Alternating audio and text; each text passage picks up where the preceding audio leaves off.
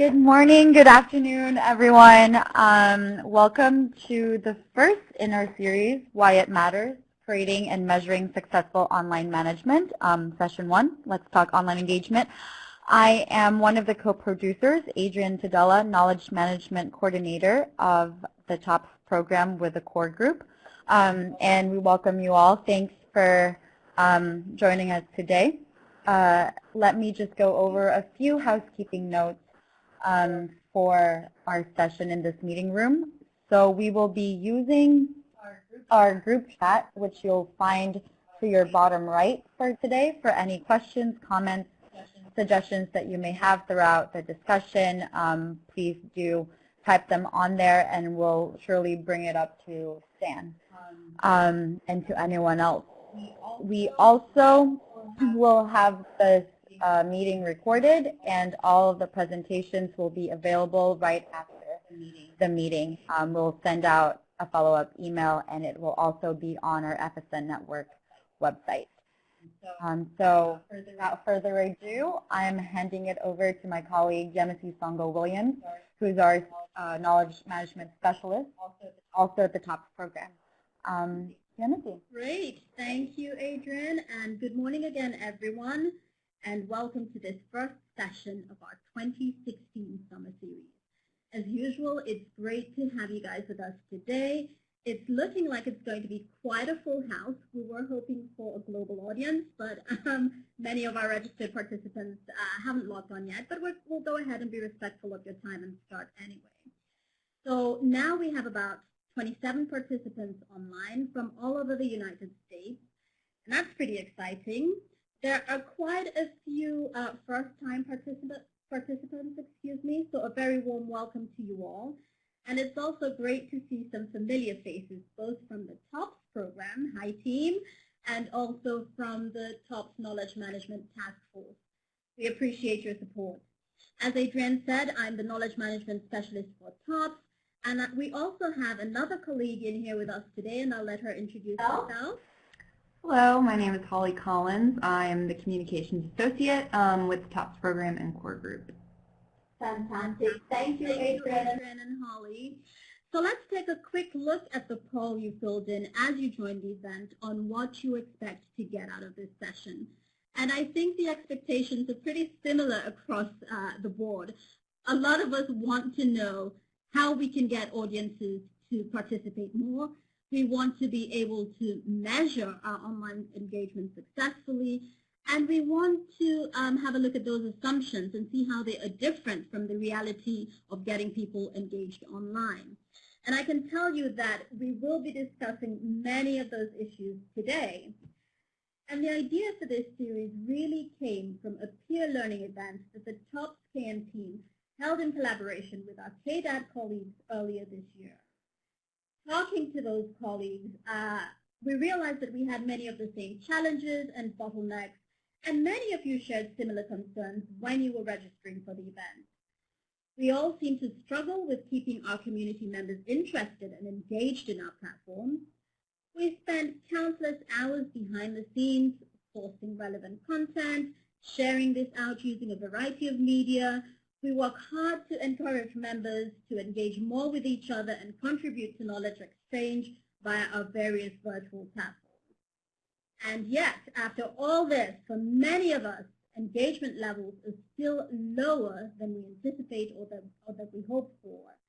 And we're all asking ourselves the same question: why is that? What is hindering this engagement? Is it that our content is irrelevant? Is it that we're using the wrong technology? And as community managers, we also have this additional burden of trying to show the value of our platforms and showing how they contribute to achieving wider program objectives. So after that event, the TOPS KM team worked to bring both that conversation and some answers to a wider audience. We wanted our community to benefit from experts in the field who had experienced and worked through these same or very similar obstacles. And so here we are. Although I'm pretty sure he needs no introduction, I am thrilled to introduce today's speaker, Mr. Stan Garfield. community evangelist, and KM manager extraordinaire. Stan has worked in the field of KM for over 20 years and spent 8 years at Deloitte leading communities and enterprise social networking. Before that, he spent 25 years at a range of Fortune 500 companies, including HP, Compaq, and Digital Equipment Corporation. In fact, Stan launched Digital's first KM program in 1996, and he helped develop the corporate KM strategy for Compaq, as well as led the worldwide consulting and integration KM program for HP. And in addition to all this KM expertise, Stan is also a quite prolific author. He has published over 100 articles on leadership, innovation, knowledge management, communities of practice, enterprise social networks, and social media. And in 2007, he published the book, Implementing a Successful KM Program. In his spare time, what little's left of it, Stan also leads the SIKM Leaders Community with over 600 members globally, and he is routinely invited to present at numerous conferences, including at KM World. Stan holds a BS in Applied Maths and Computer Science from Washington University in St. Louis. And this is all to show you that we're really in very great hands. We feel extremely honored that you accepted our invitation to share your expertise and your experiences with us today, Stan. Thank you. And just a quick reminder before we start for our online audience, if you have any questions as Stan goes through his presentation, please share them in the chat box, and we will get to these either at certain intervals or during the Q&A segment at the end. And also feel free to use the chat box to share any experiences and suggestions you have for sustaining online engagement or any lessons you've learned in your community management work that others could benefit from. And with that, I'm going to pass it over to you, Stan. Well, thanks very much, Yemisi, for that very kind introduction. I really appreciate it, and I'm glad to have the opportunity to join you here today. We're talking about a topic that is near and dear to my heart, talking about communities and connecting people who share interests. So we're going to go into depth on what communities are, how you can lead them, and hopefully we'll touch on all of the topics that you said you wanted to hear on. If we somehow don't touch on them, then please remind me to as we go through. I'm glad to take questions as we go through. We don't need to wait to the end. So I know that our hosts will be monitoring the chat. I'll try to take a look at it as well, but as we go along, we'll try to address everything that's on everyone's mind.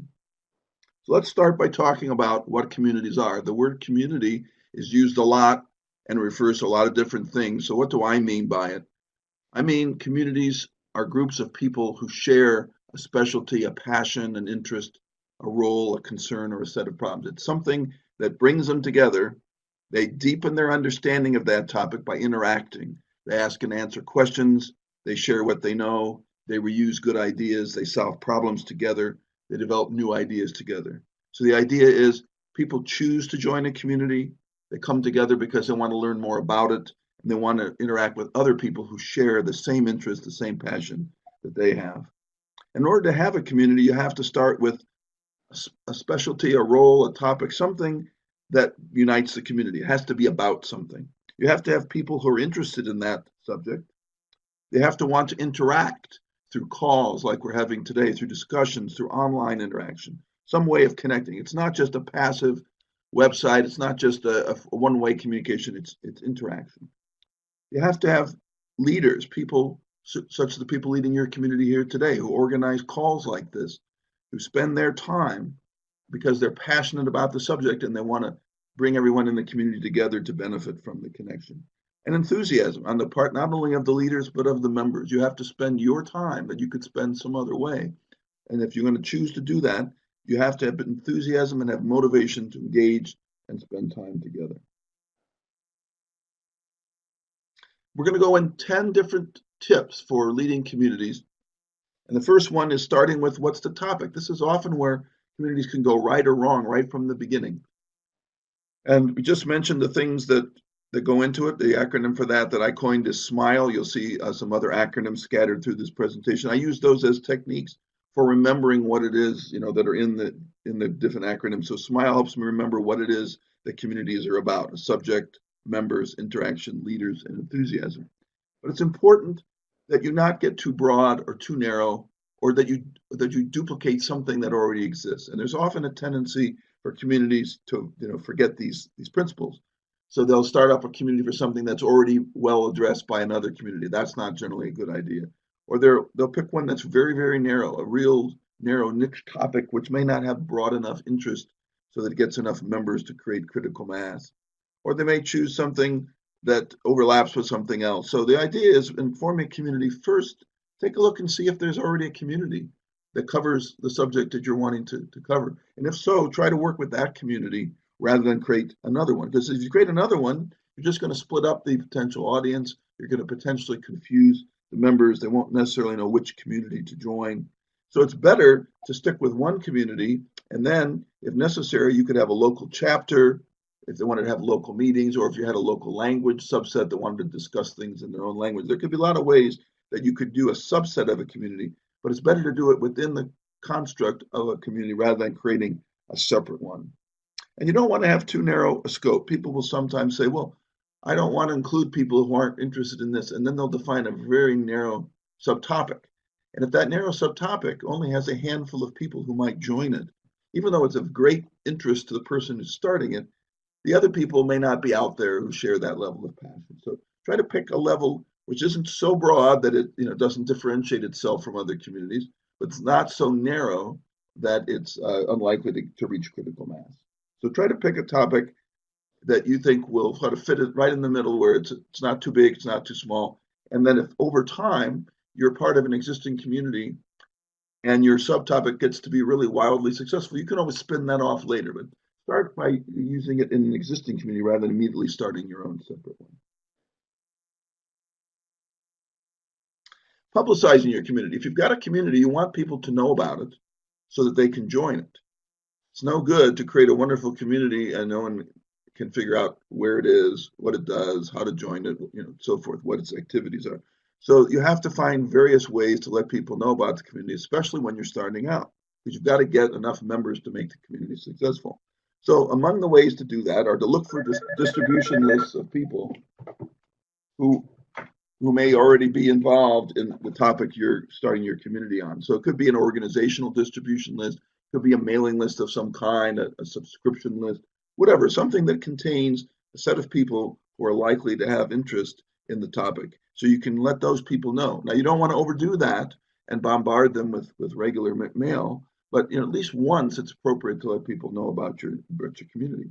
Look for related communities and calls like this one and websites and anything that exists already that either sort of covers the topic or is related to it, and ask permission to use that site or that community or its call or its newsletter to let people know about your community. You can ask well-connected people who have lots of connections, let's say on LinkedIn or in some other social network, to help you spread the word. You may not have as many connections as someone else who's respected, widely known, and if they'll help you by distributing an announcement for you, then they'll reach more people than you might be able to on your own. You can write and submit articles to newsletters that reach your target audience. So if you know of some newsletter or publication that goes out regularly that has a good subscriber base and you think the subscribers are likely to be interested in your topic, you can write an article for that so it reaches those people. You can use social networking tools, enterprise social networks, Twitter, whatever, tools that reach people who are paying attention, and you have to use those tools effectively. You can't just put out a tweet and say, join our community. You'll have to figure out a way to use the right hashtag or to do it in the right online discussion so that it gets attention. Asking the leaders of relevant organizations to send a one-time message. If you're within an organization that's larger than the topic that you want to form your community for, you can ask the leader of the organization if they'd be willing to announce at least once that what your community is and how to join it.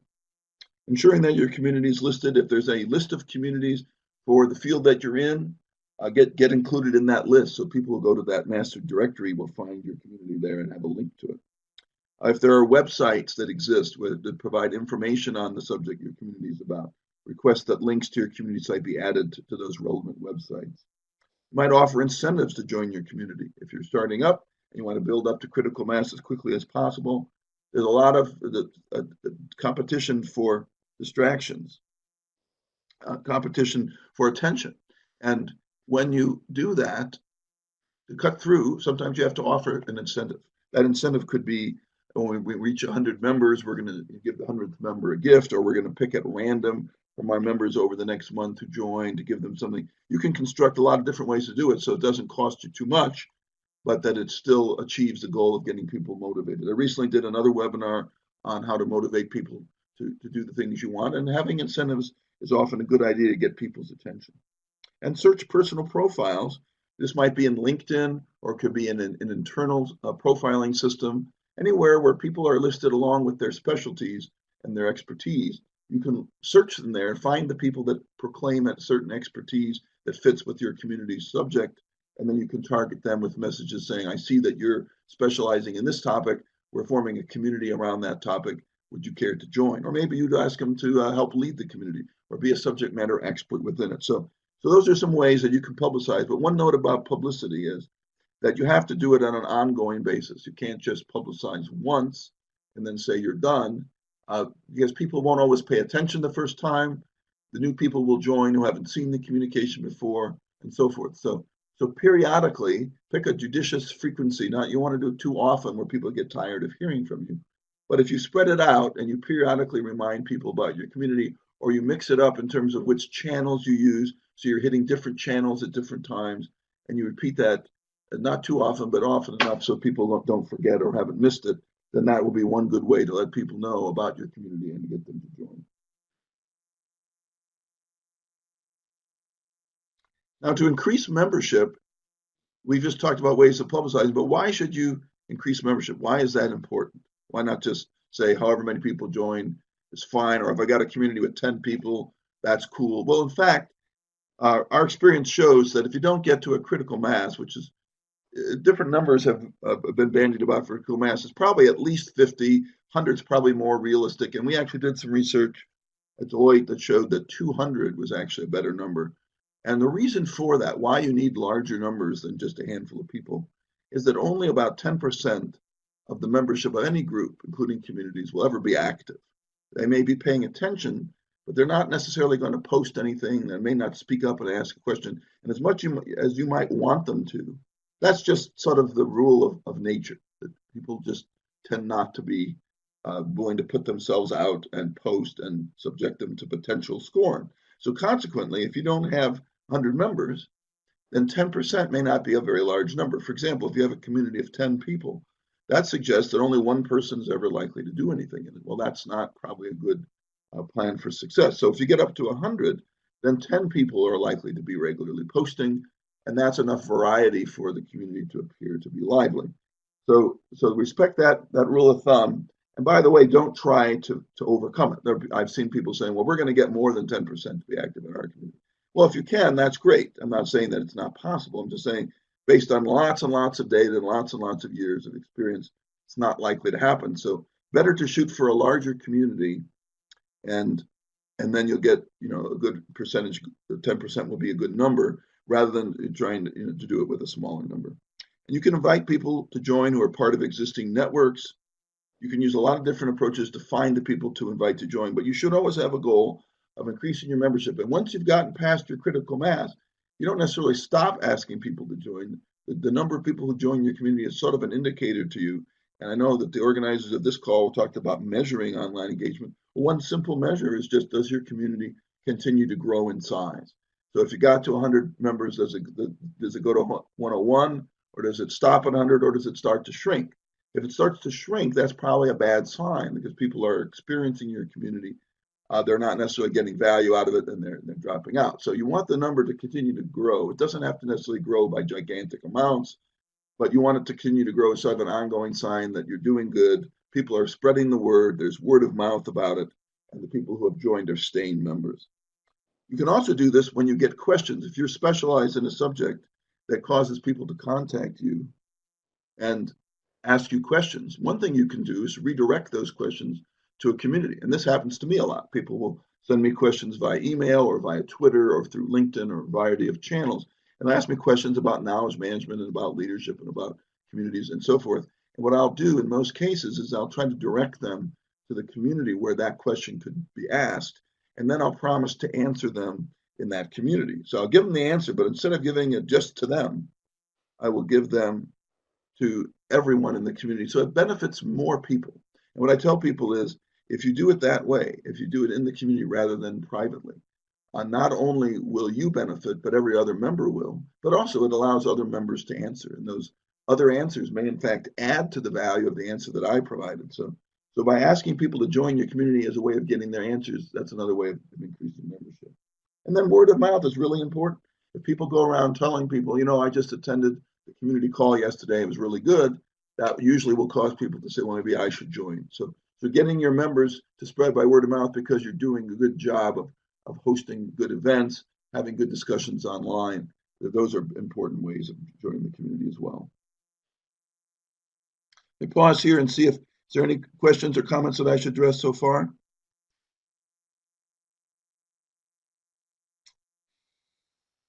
I hope you can hear me a little bit clearer. And I do apologize. I seem to be having some problems with my mic. Julie McCarty has said that she thinks that certain of these publicizing tips are more appropriate at different stages in the community's evolution, which is a great point. Some might work well when the community is just starting out, and others you might want to hold off on until the community has really been established.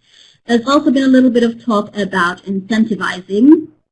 And Mary from TOPS has said, I tried incentives for something else to get people to fill out a survey for a task force, and there they saw a bigger response. So again, that's a great approach. Sarah has run a COP for over 8 years, and they have started to have a bit of plateauing growth numbers, and they've moved to more measures more on quality of engagement, which we're just having a little chat about now, and we can talk about that a little bit more as we go along. Okay, thanks. Yeah, publicity does vary at different times, and one of the key things is you don't want to publicize a community that has nothing to show. You don't want to say to people, come join the community, and they go check it out and there's nothing there. So you do want to have already some discussions that they can see as an example, some content that they can look at and evaluate. And so the worst thing you could do is to widely publicize a community that actually has nothing to offer yet, because when someone checks it out, they'll go, well, gee, I'm not joining this, and then they may never come back. So you do want to have stuff there initially. All right, let's move on to posting and replying. So one of the big things in the communities is online discussions. And so some communities may not do this. They may meet in person and may only have calls, but typically in today's virtual world, online discussions is usually a big part of what online communities do. In some cases, it's the only thing that they do, but it's very important. And so why is that? Why is this so important? Well, we mentioned that one of the big purposes of a community is to let people to share what they know with each other and be able to ask and answer questions and to solve problems together. And if you're not all sitting together, or if you're not all in the same location, then you're going to have some virtual way to do this. And in the early days of communities, there were things we called threaded discussion boards or online bulletin boards or listservs. There are a lot of different things, and they've been around for a very long time. These are not new. But what's happened over time is they've gotten more sophisticated. So in today's world, we have things called enterprise social networks. This would include tools like Yammer from Microsoft or Jive, or in the external world, it would include tools like Twitter and Facebook and LinkedIn. And any time that people can come together and type things into a computer and then see what others are saying and respond and interact, that's what we're talking about. And it's easier to do, and the user interfaces are better today than they were, but the principles are really the same. Someone posts something, and that may be because they're sharing information and other people will read it, or maybe because they're asking for help and other people will respond to them. It may be because they're starting a discussion and they want to hear other points of view. A lot of different reasons that people post, but this is sort of the key fundamental tool of online communities. So if you do a good job with this, then your community likely has a good chance of success. So you want to lay the foundation, especially when the community's starting, by showing people what kinds of things you want them to post there. So that may include things like having the members introduce themselves. It may mean by you seeding a discussion, by starting a discussion that you intentionally post so that other people will respond to it and get the idea of how to interact and see that it's safe to interact and that nothing bad happens to them when they do. You can also recruit other people. So you don't want to be the only one if you're the community leader that's ever posting. You want to get other people to do it. So recruit other people intentionally by asking them, hey, would you please post to the community? Or will you answer me when I start a discussion? Or will you bring that question that you answered separately through email back into the community so everyone can benefit? So posting and replying by email is often a really good way to do a discussion. And if you have tools that allow that to happen, that often works better than tools that require people to use a particular app or to visit a particular website. So having integration with email for the discussions is often an important capability. You also want to set clear expectations for the community discussion. You want people to actually be paying attention to it, because if they're not, they'll miss something. And so that may mean that you want them to subscribe by email, or they want them to subscribe by alerts or by an RSS feed or whatever mechanism, but something so that they don't miss the posts that are made. So the worst thing that can happen is that a member comes into the community, they overcome their potential fear of asking a question in public, and they ask their first question, and then they don't get any answer. And if that happens, it's bad for the community. The person who asked it will feel like it was a waste of their effort. Other people who come to check out the community who see that will say, well, wait a minute, I see that somebody asked a question, but they didn't get an answer, so why should I join this community? So it's really important that if someone asks a question, that they get an answer, and they get it in a timely fashion. And that answer can be anything from a really good answer to something like, well, we don't know, but we're going to look into it. But at least it shows that someone's paying attention. So you want your members to pay attention so they know when a question's been asked that they might be able to answer, or when something's good has been shared that they can benefit from it. And so in order to do that, tell them that they need to subscribe or they need to get alerts. They can have a calendar reminder, especially for you as leaders of communities, that remind you to look at the community's bulletin board or discussion group every week at least, and make sure that something's happened. You don't want to have long stretches of time go by where nothing happens in the discussion, and that will be a bad sign to others who come to check out your community. If they look to see the date of the last post and it was 3 months ago, chances are they'll go, well, this community doesn't seem very lively. I don't know why I should join it. But if they come to the community and they see there was a discussion this week, and there was a question post, and there was an answer provided, or multiple answers provided, different kinds of information has been shared, it happens regularly, they go back and see that this has been going on for a long time, they get the sense this community is worthwhile, they should join, they should pay attention. So in order to do that, you may have to remind yourself once a week that if nothing's been posted in the week, that you have something that you share, or you ask somebody else to start a discussion, or you do something to sort of prime the pump by posting into the discussion. And once again, redirecting relevant discussions that take place elsewhere is really important to communities. So people will tend to call you or write you, or you'll find that things are going on through distribution lists or other places. And what you want to do in those cases is suggest to those people who are using those other channels that if they use your community's discussion board, that it's going to be even more effective than whatever they were trying. So as an example, let's say you get a mail message sent to you that's been sent to a distribution list with 10 people on it, and it's asking a question. If you tell the person who asked the question that you're going to post that question on their behalf into the community's discussion board, where you have, let's say, 400 members, and you say, you know, instead of reaching 10 people, none of whom may be able to help you, I'm going to send it to 400 people, and there's almost certainly someone there who can answer your question. But the beauty of that is you don't have to know in advance who that might be. In communities, you don't know everyone in the community, but what you know is they're all sharing the same interest. They're all interested in the same topic. So when you post a question, someone you've never met before and don't know of may answer your question. And that's really important. Whereas when you send to a distribution list, you have to only send it to people that you know in advance. And that's the difference. So when you see that going on and you tell people that either to ask them to redirect it or do it on their behalf, it really helps keep the discussion going and brings people into the community.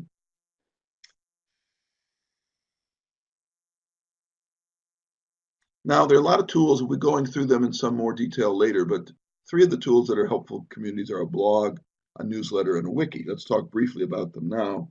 A blog is a chronological archive where you can post things and go back to them in sequence and see what you posted on a certain date. And it's very useful for announcements and for storing newsletters and for any kind of recurring communication.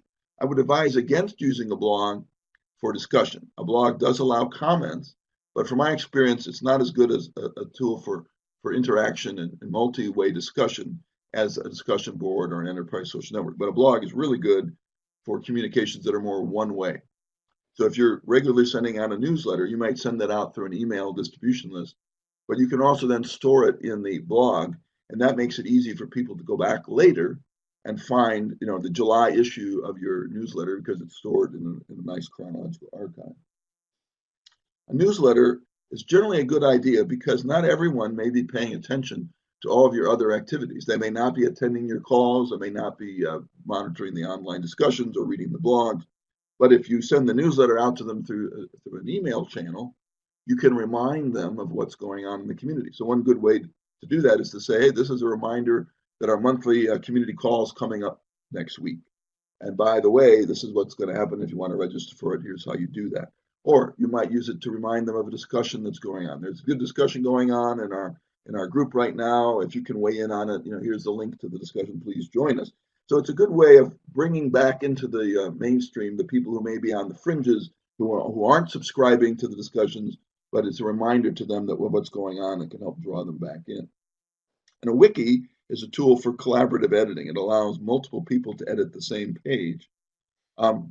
When wikis first started out, there was probably more promise that they'd be used, by lots of people. What I've seen over the years is they tend to be used more by the creators of the wiki page than by lots of people. But the potential for them is still there. But they're really good for working on things together that need to be edited. So let's say you're working on a meeting. You can work on the agenda by creating a wiki page and saying to everyone, we're going to build the agenda for a meeting. Here's the first draft. Now come and edit it to add what you think should be added or to revise what's there. Or if you're working on a position paper with the members of the community, here's the first draft of the position paper. Let's all edit it. And eventually you might then publish it into a Word document.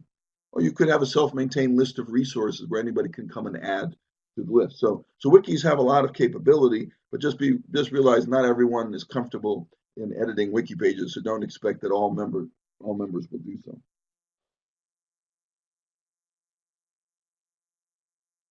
Events are an important part of communities, and things like this webinar or community conference calls or occasional meetings in person or training sessions, these are all important ways for the community to come together and deepen their expertise in the subject.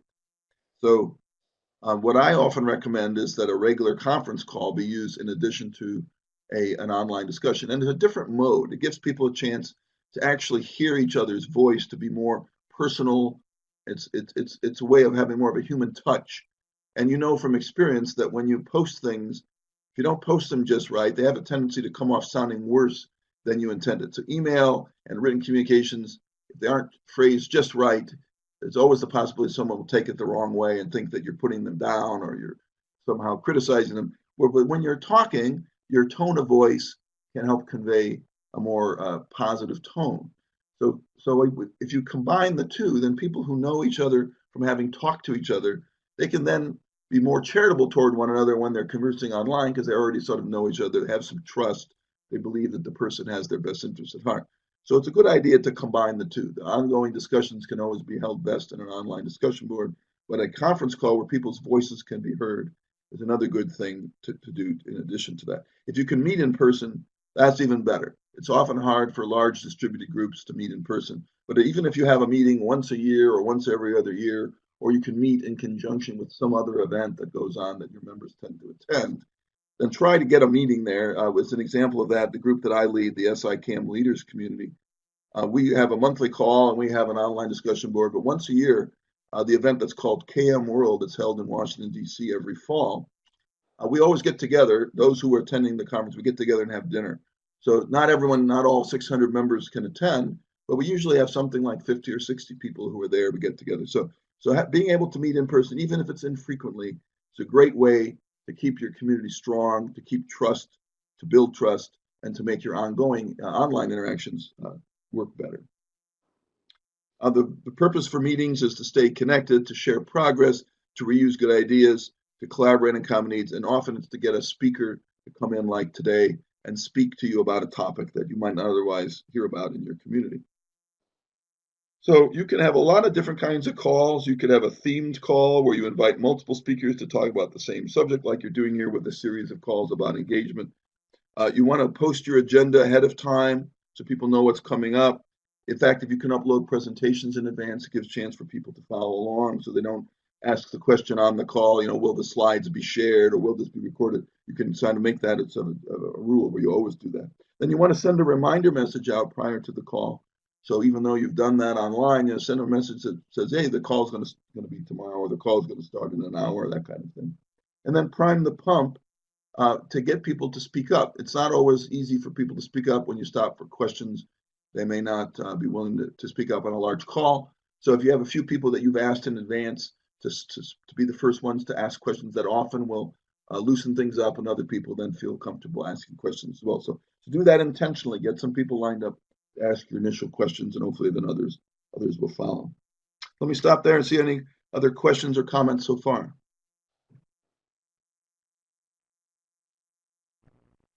Yes, and we have quite a few, Stan. Abby makes a very important comment that events like regular webinars are really good for getting people to talk and share information regularly. And people always have follow-up questions after a webinar, which is a great point for moving that discussion to your virtual platform.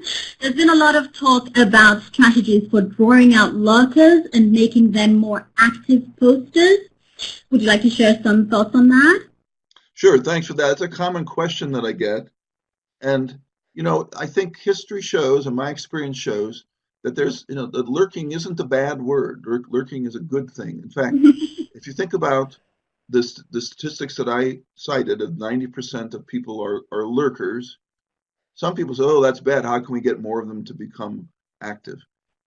If those 90% are actually paying attention, that's a big if, because you could have a percentage that actually is paying no attention whatsoever, and that's no good. That's what I would call a join-only member. They join a community, but they don't read anything. They don't know what's going on, so they may as well not be a member. But if they aren't that kind of join-only member, if they're a lurker in the sense that they do in fact pay attention, they read the online discussions, they attend the calls, they're aware of what's going on, they just don't choose to step forward and post, I'm fine with that. To me, they're benefiting. That's the majority by far of the community, and they're benefiting from the fact that the other 10% who are the active members that are going to benefit the 90% that are the consumers. So to me, do you want everyone to be comfortable posting? Absolutely.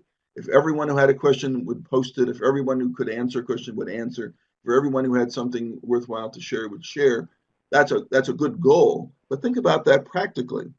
If in fact you had a community like mine that has over 600 members, if all 600 members were posting all the time, it actually would become sort of unwieldy. You wouldn't really be able to keep up with it. So even though that sounds good in theory, in practice, it would be undesirable because it would cause sort of an overload. So the fact that some communities, go through periods of time where they're quiet is actually a good thing, because then people can pay more attention to when there are posts. They stand out a little bit more. So we probably all had the experience of being on some kind of distribution list or being in some community that just felt like it was noisy. There was just too much going on.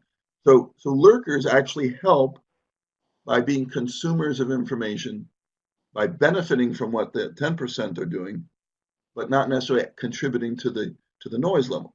So I wouldn't ever want to tell somebody not to post in a community. I would always tell everyone, if you have a question, please post it. If you have something worthwhile to share, please do so. But they probably aren't going to do it that often. If they do it, they might do it a few times, and that's fine. So as far as getting more people to be active, here's the things that you can do. Make it inviting and make it comfortable so people aren't afraid of speaking up in the community. If you ever have a case where one of your members jumps on someone when they answer and say, that's wrong or that's bad, you've got to do something in that case, because that's going to inhibit other people. They'll get scared of having that happen to them. But if you have a welcoming and inclusive and pleasant environment, that's one thing you can do. If you can sort of draw people out with questions that are easy to answer. So if you ask a question where they're afraid that they're going to give the wrong answer, many people won't respond. But what if you ask a question that they can't get wrong? Like the questions that were asked in the poll at the start of this call were like, where are you located today? Well, that's a question you can't get wrong. You're not going to give the wrong answer to where are you. So that's not threatening. I can answer that question. So I once had a thread, it was going in where the question was, what part of the world are you in? And that thread never died. People kept answering that thread for like 4 years because they knew the answer. But if you ask some question that they were afraid that their answer might be perceived as wrong, they're not as likely to answer. So think about having discussions like that where you can't be wrong. And then do the kind of thing I mentioned where you encourage people who contact you privately. I'll get a message from someone and they'll say, could you help me with this? And I'll say, would you be willing to post your question in the group? I'll be glad to answer you there. They may be reluctant, but they do want to get the answer, so they may reluctantly go ahead and post because they want your answer.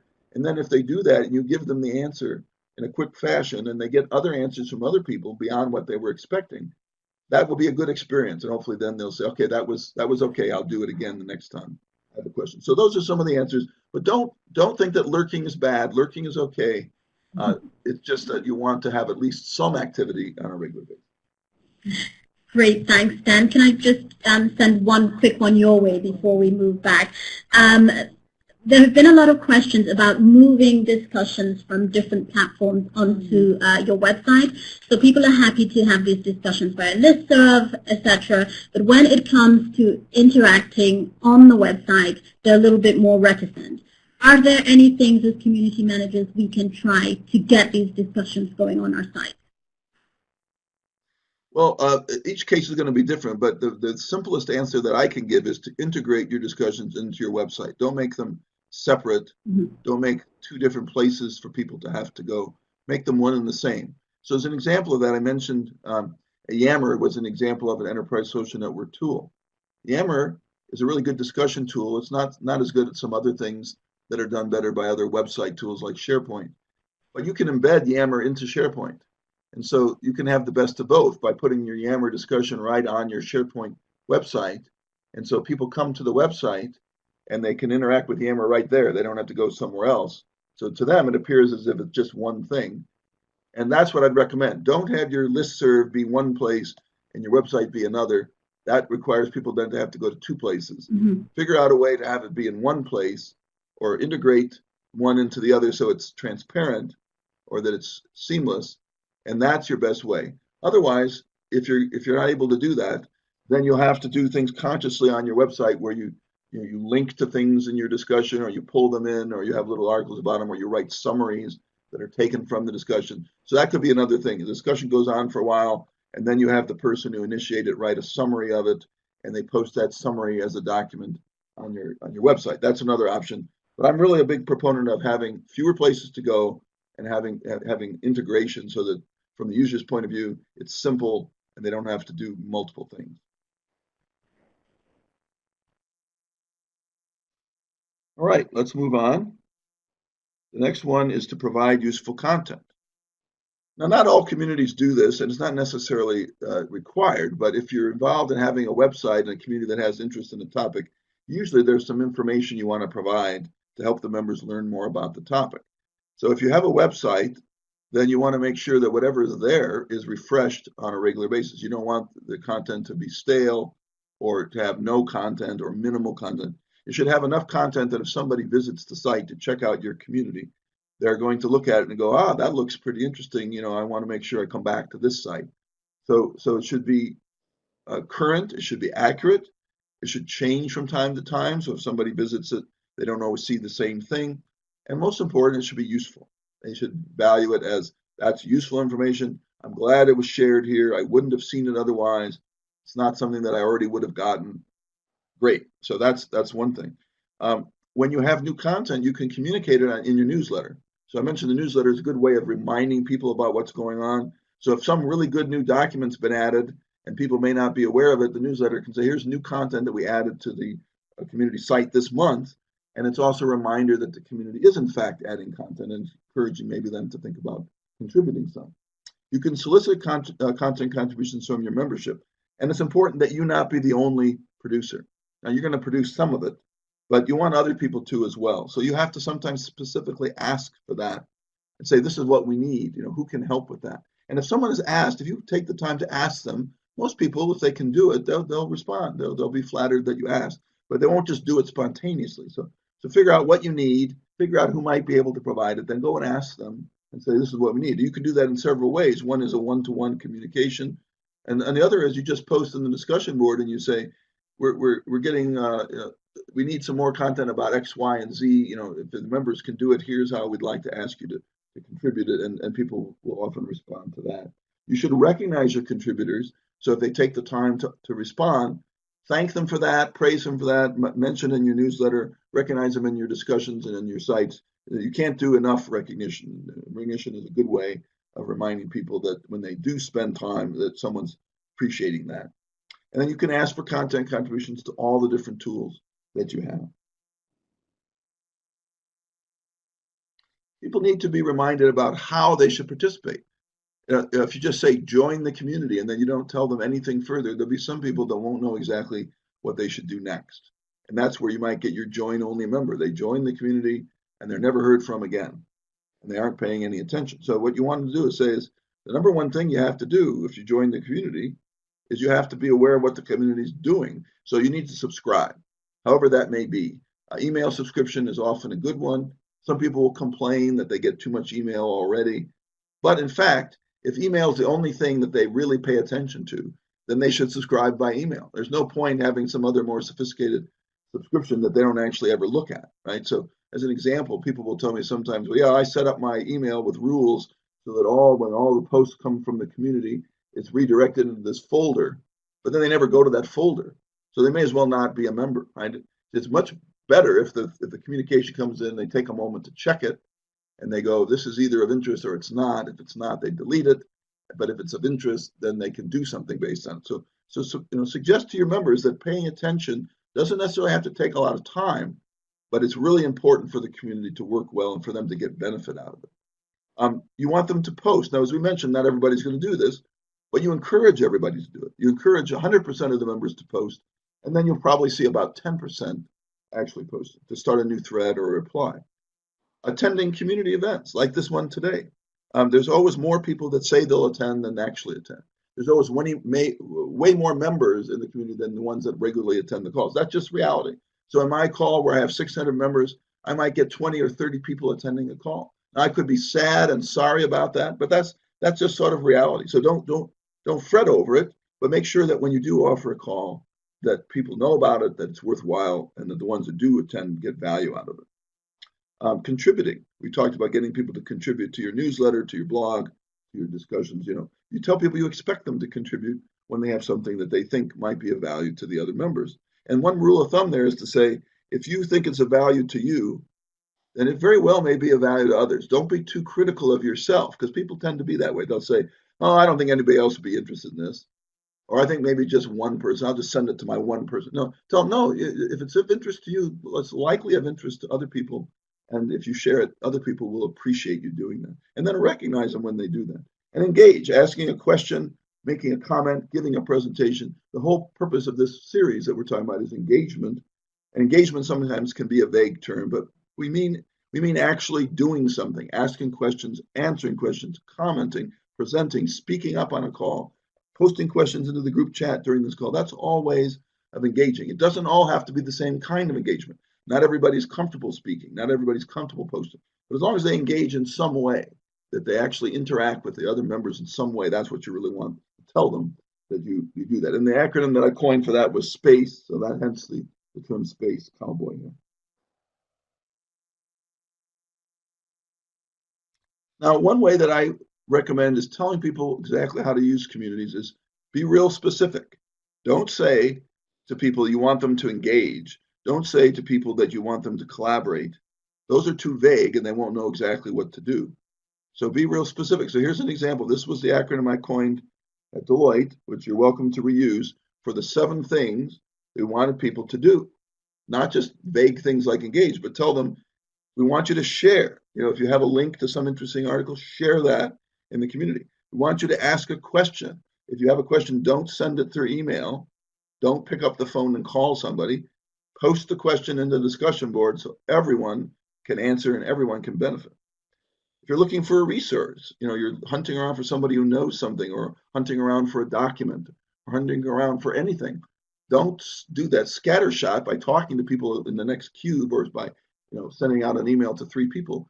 Post your question or your request in the community, and you have a greater chance of getting it on a more timely basis. Answering a post.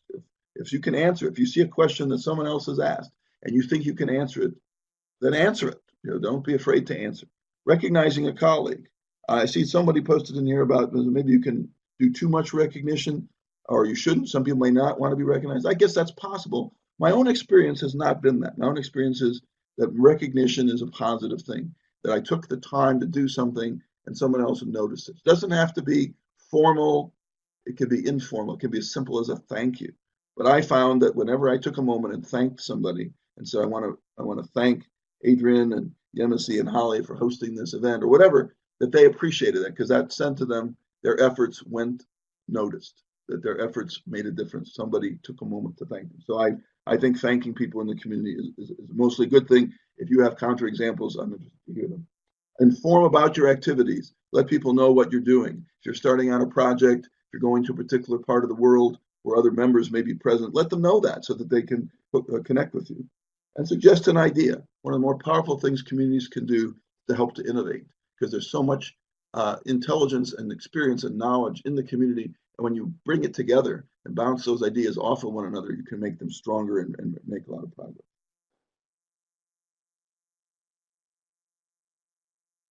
Measurement was one of the topics that was mentioned for this series, and let's talk about measurement.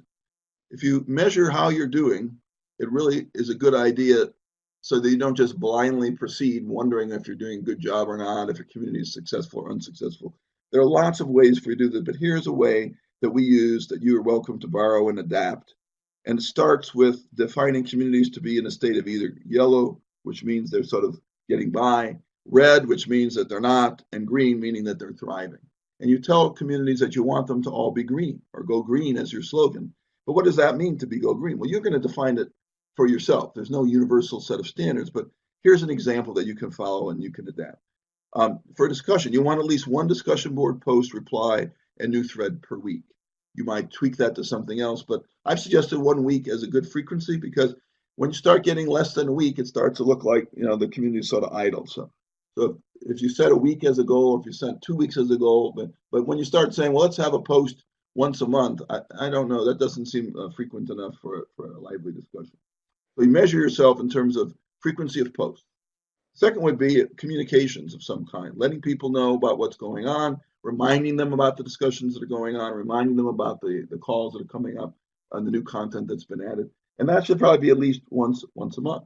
Now, some people may do that less frequently, once a quarter, but as I say, the less frequently you do these things, the more out of sight and out of mind your community gets. And eventually people forget about it. So I think having it can be short. In fact, I encourage newsletters to be short, but once a month beats less frequently than that.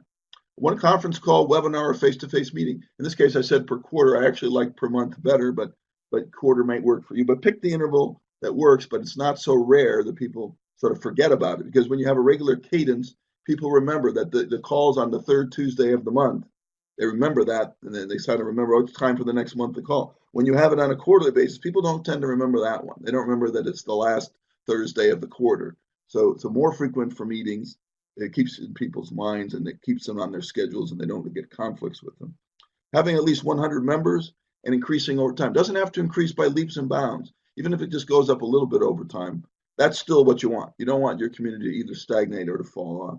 And then you want people to participate in your events. If you have an event like this, you don't want no one to show up.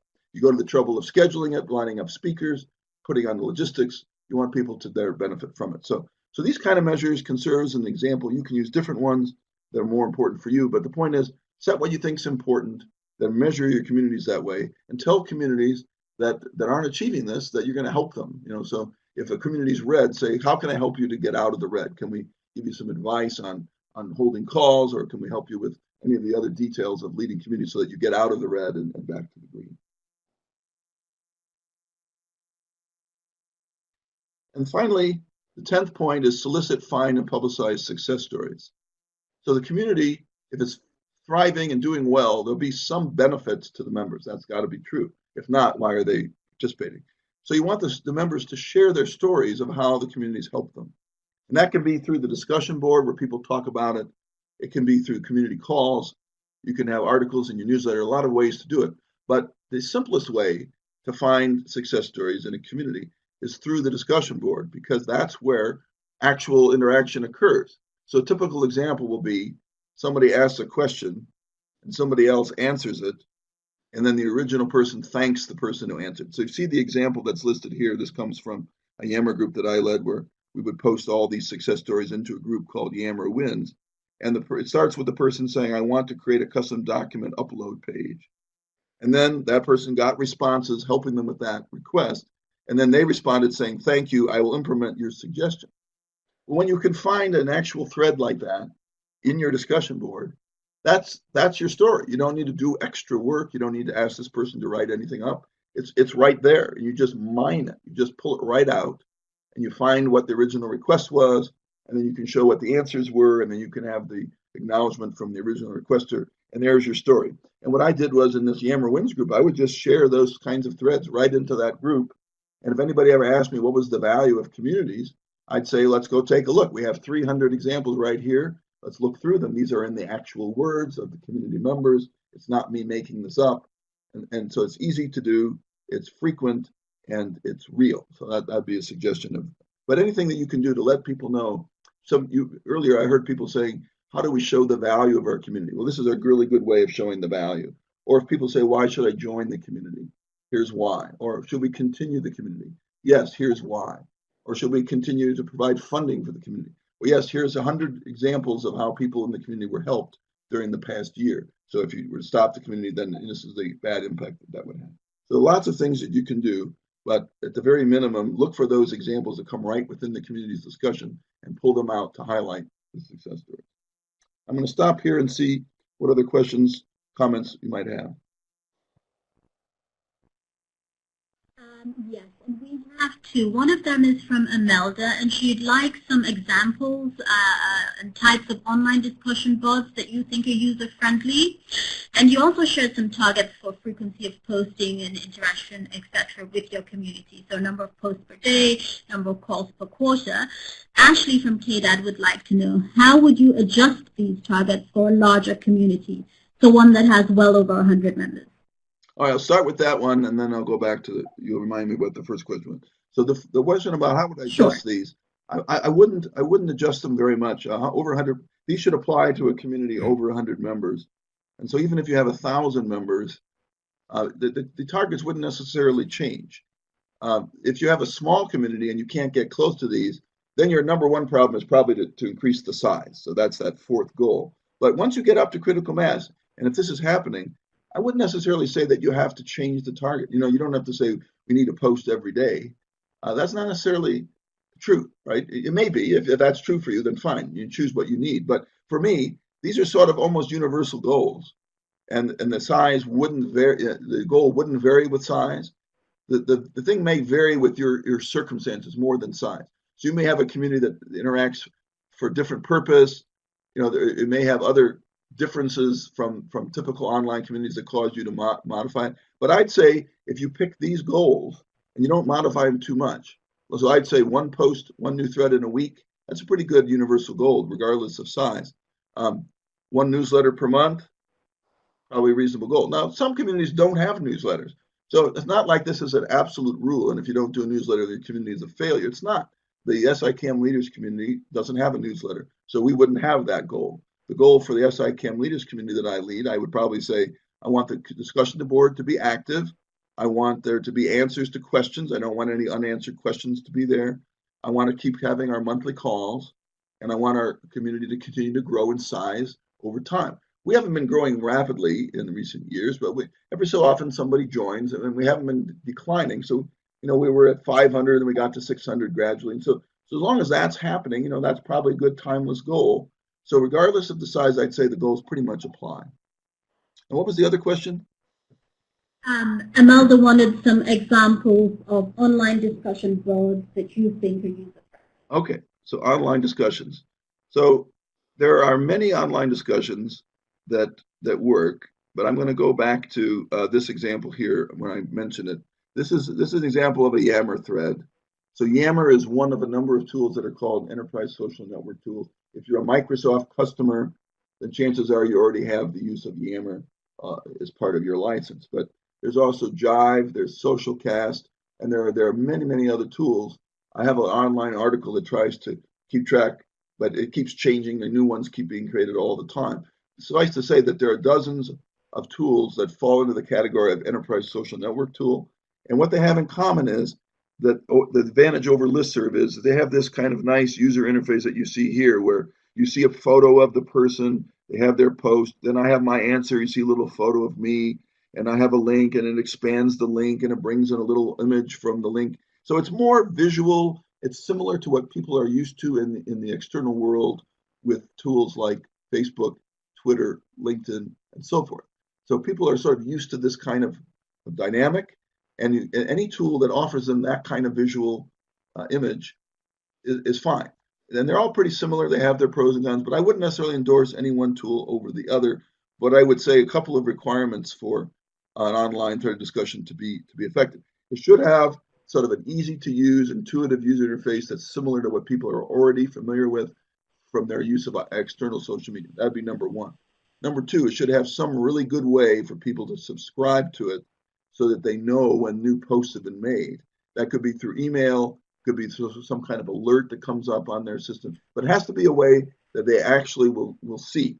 So if their way of alerting you is really obscure, that's not good. So Yammer, for example, had ability to subscribe through email, and you could get all of the posts sent to you through email, or you could receive a digest, and so those kinds of things are important. So that'd be number two. And then number three would just be, can you integrate it into your other tools? We mentioned before that you want to be able to integrate it into your website, so it's not on some separate standalone place.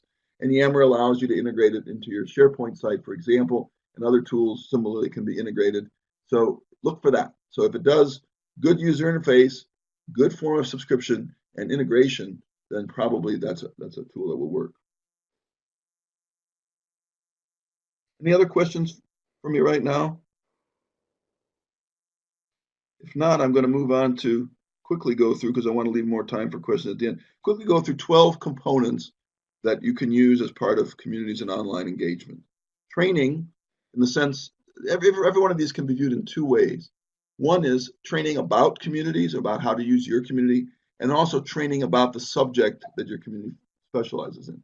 So you want to have training available, especially if there's some platforms that you're using that people may not know how to use, training that allows them to use your platform, be comfortable with it. So if you're using an enterprise social network tool, something that quickly informs them about how to use it, and then training that you offer on your subject. So if your focus is on aid, you might have a training class or multiple training on aid. So pick training both about the community and about the community's topic. Documentation, information once again about the community itself, and documentation for the subject of the community. Content that people can easily get to. It's not hard to find, that's useful, that's timely, that's accurate. So both kinds of documentation should be obvious where they are, how to get them, and when people take the time to read them, should be worthwhile. Communications. We've talked a little bit about newsletters. You may not use newsletters, you may use something else, but some way of communicating is important, because if you just rely on people coming to a site, many people may not do that. They may forget, they may intend to, but they don't get around to it. It's not top of mind and sort of drops to the bottom. So you need to communicate to them in a frequency that's not too often so they get annoyed with you, and it's not too infrequent where they forget about you. So that's why a monthly newsletter is a nice cadence, because once a month doesn't seem like too frequent to get a communication that reminds people about the community, what it's been up to the last month. It directs them to discussions they might want to join, reminds them of upcoming events, tells them about content that's been added. So communications like this example is from a community at Deloitte, the SharePoint community. It sent out a periodic newsletter, and it told them about upcoming webinars. It had links to white papers and discussions and to external news. I generally recommend making these things really short. I always say 1 page or less, 1 page, because once you get into a multiple page newsletter, what tends to happen is people will see it and go, oh, the monthly newsletter, I'm going to put that aside and read it when I have time. And they may never have time. So give them something that's so short that they can read it right now, and then they don't have to put it aside for later. So short, sweet, has some links. If they find something of interest, they can go to it. If they don't, they can say, okay, I'm up to date on what's going on. Content. We've talked about content already, but content mostly about the subject of the community. That can be in the form of documents, presentations, recordings, links, summaries, bibliographies, lots of ways to provide content, but typically a community will have multiple things. They'll have documents that are posted on the website. They'll have wiki pages that people can edit. They'll have links to recordings. They'll have slide decks that you can download and reuse. So what you want to have in your content is it should be organized in a way that's easy for people to find it, not some kind of really complex, difficult folder structure, but something that sort of jumps out at them. And you get rid of content when it's obsolete or it's inaccurate or it's been replaced by something else. User interface, very important. You want to attract your users with something that's appealing. I mentioned you want your discussion to look familiar to them. They're comfortable because they're already using similar tools. So whatever interface you have on your website or in your discussion board, make it so that people who use it say that it's simple, it's easy to use, it's intuitive, it's similar to other ones, that they're not sort of turned off by coming to visit your community site. Virtual meetings like we're having today using Adobe Connect, or it could be using any number of other tools. There are many that exist, but those are useful for having virtual meetings. There's pros and cons of these things. They can sometimes be technically complicated. People will have trouble using them. And so we've probably all been on webinars where at the beginning of the webinar, we got derailed because somebody was having trouble connecting, or they didn't know how to connect, or they didn't have the right link. So make those things as simple as possible. Make them as well known in advance so people can try it out before the call itself. So virtual meeting rooms are powerful, but then be prepared for the possibility that some people may have trouble. They may not work in certain browsers and that kind of thing. Sort of discussions, I think, are sort of the golden, that's like the holy grail or the killer app of communities. This is where most of the interaction goes on. So make sure you've got a really good thread discussion. You pay attention to keeping it active. And as I said before, the real key rule is no question goes unanswered. You know, that's the kiss of death for a community that doesn't answer questions. A blog, you may not use a blog, but if you choose to, it can be a nice way of storing communiques, allowing people to publish thought pieces and being able to come back and find them later. A wiki, we've mentioned already. Here's a wiki that I used at Deloitte called Collaboration Central. And it was a way for people to find out where all the different collaboration tools available were. And the nice thing about using a wiki for this was that it demonstrated collaboration. We were using a collaboration tool for this purpose. So it was sort of practicing what you preach. But also, if someone came to me and said, you know, you're missing a tool, instead of telling me that I should go and update my website, I could just tell them, no, you can add it yourself. Go to the page where it's missing and edit it and add it. You don't have to go through me. You don't have to wait for someone else. Everyone is empowered to add that information directly, and that feels like then people don't have to sort of say, well, I don't want to bother, you know, going through some kind of web maintainer to get this done. They can just do it themselves. A podcast is a recording, generally an audio recording that people can subscribe to, and some communities feature podcasts as sort of an ongoing distribution of a recording. It might be a recording of the call that you have, or it might be allowing the members to sort of record position pieces where they present on a topic, or it could be an interview. You might interview a different speaker every month and put it out as a podcast. Similarly with videos, you can record events. So today's event's being recorded. You can store that as a video recording. Or if you have an in-person meeting, but not everybody can attend it, you can record parts or all of the meeting and store those videos. Or if you have presentations on your community calls, you can record those and make those available to people who want to go back and refer to them, or who weren't able to attend the meeting but want to take advantage of it. And then the last one is part of incentives.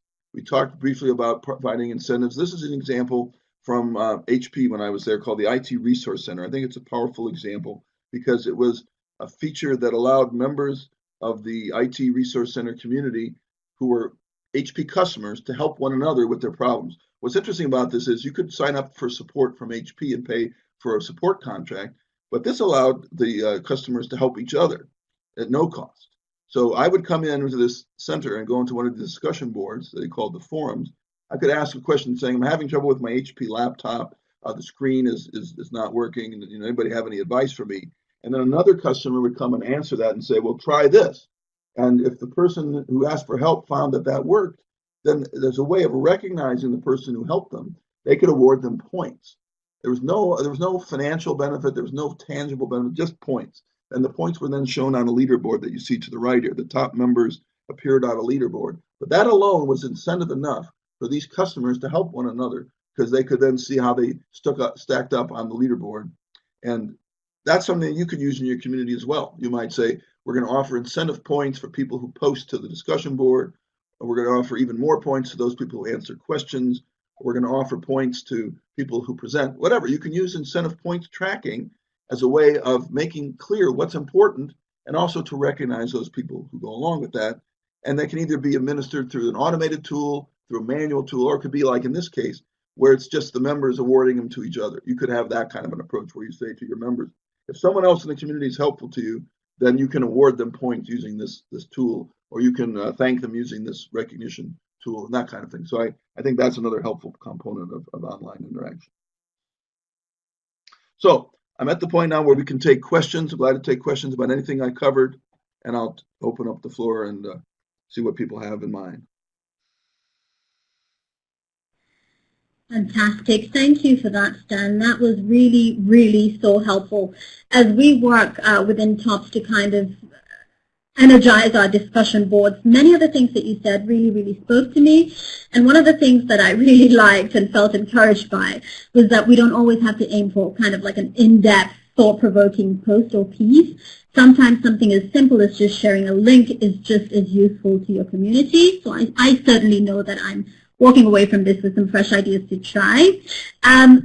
Ashley from KDAD would like to know what wiki platform you use at Deloitte.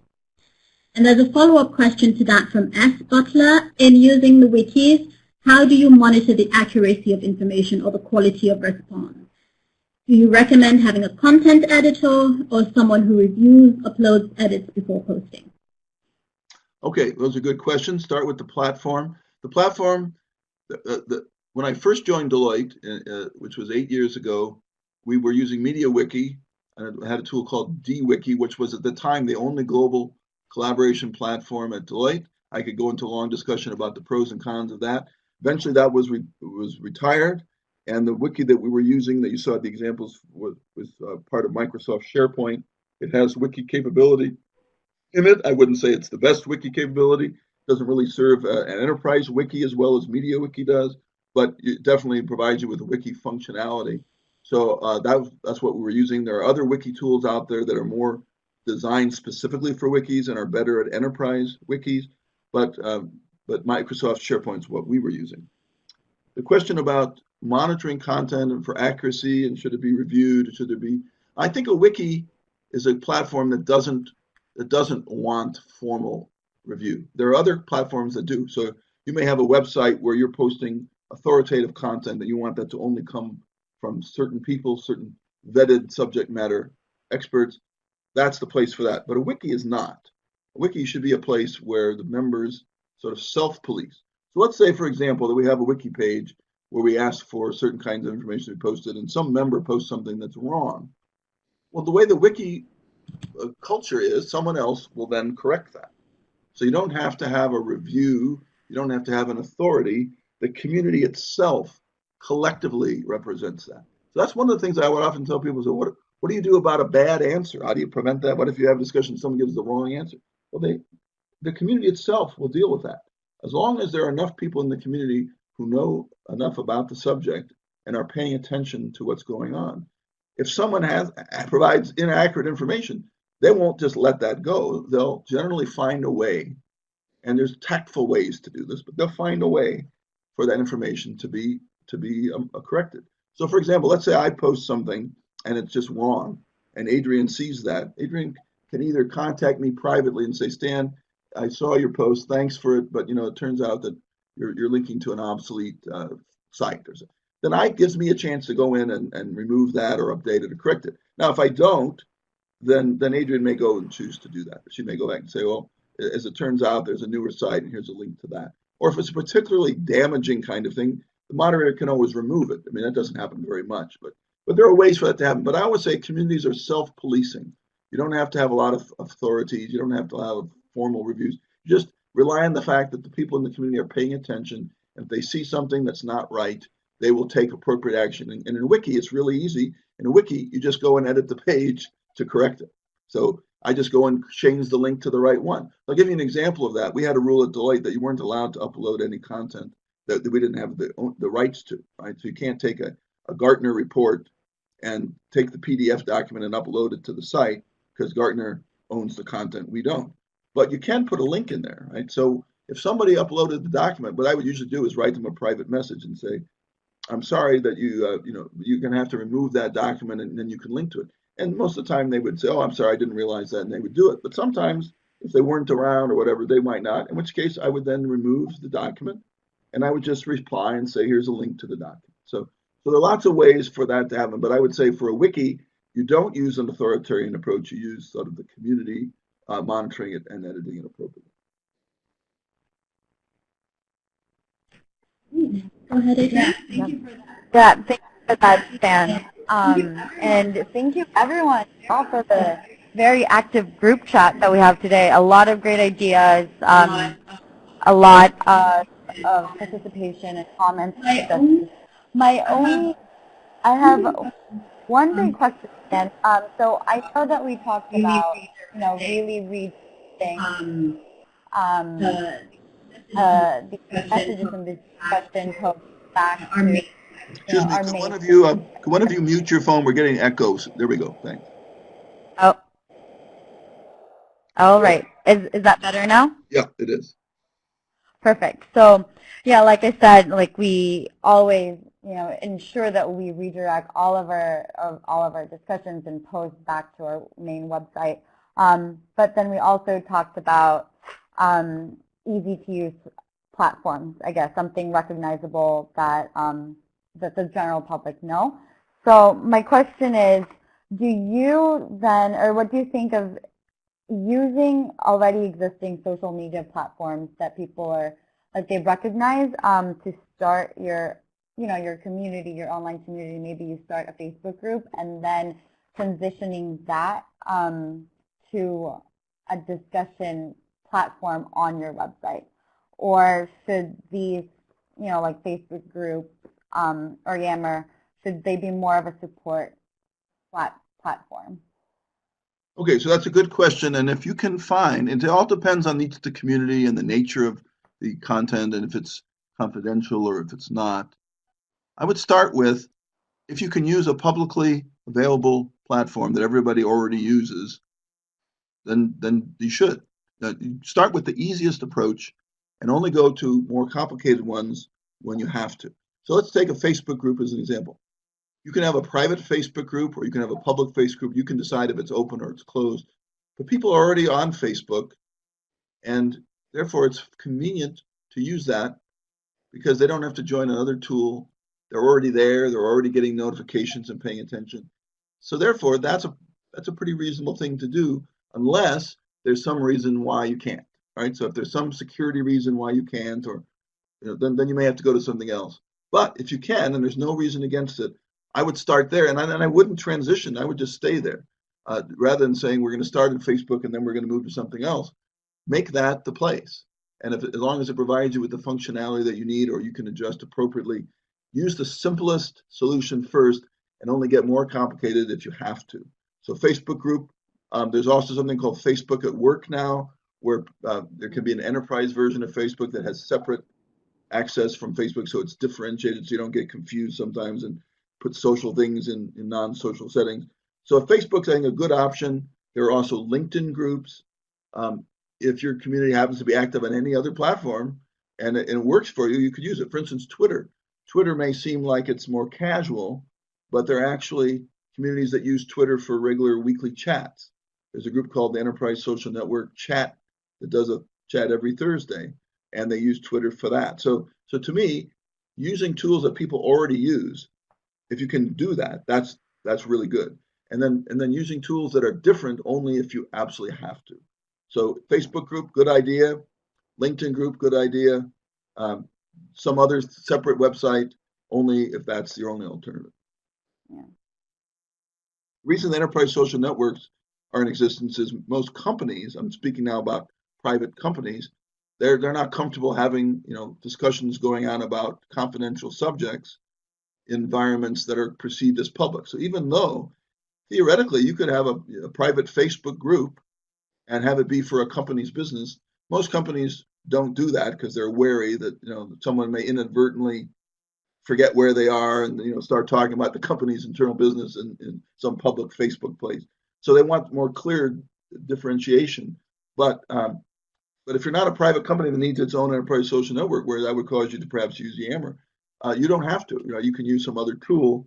And I think having a tool that people already know how to use is a good idea. Now, the tool that we use for the SIKM Leaders Group is called Yahoo Groups. And I don't know if in the future if Yahoo Groups will still be around, but they've been around for a long time. Our group was created back in 2005, and we've continued to use it. It's not the latest, it's not the most sophisticated, doesn't have the fanciest user interface, but because it does do, in fact, all the things that we need, it has online discussions, it has the ability to have a calendar and schedule, we've continued to use it, and we would only go off of that if we were forced to.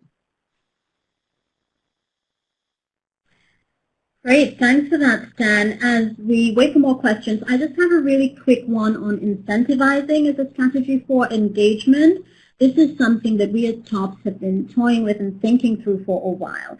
And I wondered whether this would only work or be more effective with a well-established community, or whether there was some value in this approach for nascent communities that are just starting out. I think there is, and I encourage you to listen to a recording of a webinar that I did recently on gamification, which was about this very subject. It's available. You can go to my website. You see the link to the website here on this slide with the link that says site. If you go there, you can look at the recording of that webinar. But to answer your question, I think you can use points and incentives and gamification. Gamification is merely a fancy term for using game-like principles to help motivate people to do the things you want. So let's take an example of a new community. How could they use it? In a new community, you're trying to get people to join. So you build up the membership and you're trying to get people to make their initial posts and get comfortable in the platform. So if you offered some incentives for that, even if those incentives were things like badges or recognition or rankings, there could be a lot of different ways to do it. People then take those cues and say, okay, they want me to do this, let me do that. So let's look at an example in LinkedIn. You get an indicator that shows you what % complete your profile is. I think they even have different terms like you're a LinkedIn star or you're a LinkedIn newcomer or whatever. And there's a range in between.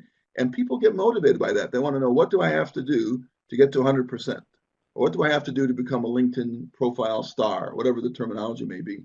And if you do that for your community and you say you want to be a community star, then if you do the following things, you post once, you answer once, you give them the tasks, and then they get that, people will often be motivated to achieve a certain set of tasks that then gets visibly reflected in their status, like percentage completion or a badge that they can display on their profile, or through a rankings that's shown on your website. A lot of different ways to do it. So at the beginning, it can be very powerful. And an ongoing community that's been around for a while, then the motivations may be more about getting people to present on the monthly calls, or to write articles for the monthly newsletter, or to answer questions in the discussion board. And you can offer points, recognition, badges, whatever, for that sort of thing.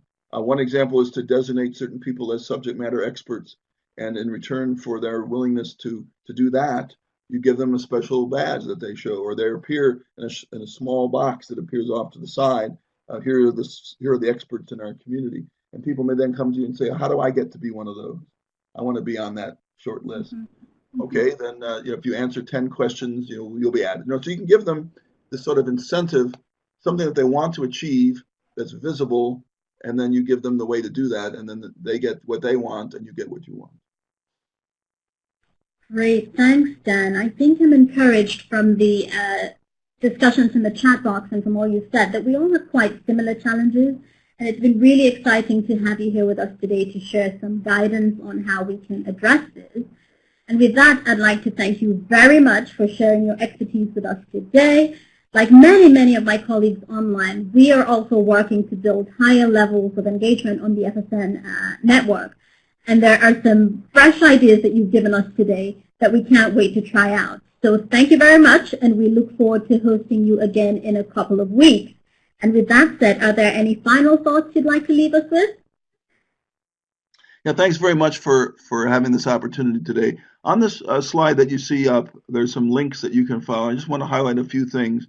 We mentioned the SICAM Leaders community a few times. There's a link to it there, the Yahoo group that I mentioned. If you're interested in joining the community, just go to that link and join the community, and I'll approve your membership, and you'll be able to participate in the online discussions, attend the monthly calls, be invited to the annual dinner at KM World, and also it may serve as an example of a community that you can emulate. Second thing is that I post regularly. We mentioned about that. I have posts that I do on LinkedIn. So if you connect with me on LinkedIn or follow me on LinkedIn, or just go to my LinkedIn page and look at my posts, as mentioned, I have over 100 posts that have been written about topics that are mostly related to to knowledge management and communities, and so they're all available. There's a direct link to all my posts about communities of practice that's there. You can go there and there'll be a summary of all my links about articles about communities. So that's the second point. And the third point is, I mentioned KM World. That's a conference that is held in DC in November. I will be presenting there. I've got several sessions that I'm presenting, and I've got a couple of workshops that I'm leading on Knowledge Management 101. So if you're interested in learning more about the field of knowledge management, that's an excellent conference to attend. And you can attend my sessions and all the other really good sessions. A lot of other great colleagues of mine that present there. I encourage you to look into attending KM World. So that's all my concluding remarks. Fantastic. Thank you, Stan. And also a very big thank you to our online audience for your participation today. You've all been really, really great. There's some lovely new information and knowledge coming out from this. Before you leave, please take 5 minutes to fill in our online evaluation survey. The link should be on your screens right now. We do find your feedback very useful in helping us to improve our online events, so please help us to do this. And as usual, Stan's presentation, the webinar recording, links to his articles, and any other resources we spoke about today will be uploaded onto the FSN network. And finally, also a reminder that our summer series continues next Thursday on the 18th of August at the same time, 11 a.m. to 12:30 p.m. We'll be joined by Richard Millington, the founder of feverbee.com, who will share some tips for assessing the health of your online community and proving whether your members are truly engaged with your platform and with your content. So please join us then and check out feverbee.com before if you have some time. We also have a final session on the 25th, which is going to be a kind of peer assist, where you can come armed with all your challenges and your questions about building, sustaining, and measuring your online community. And we'll have Stan, we'll have Richard, and we'll have Dora Maxwell as well helping us with that session. So that's it from us, everyone. Thank you very much for sharing a bit of your day with us today, and have a good one.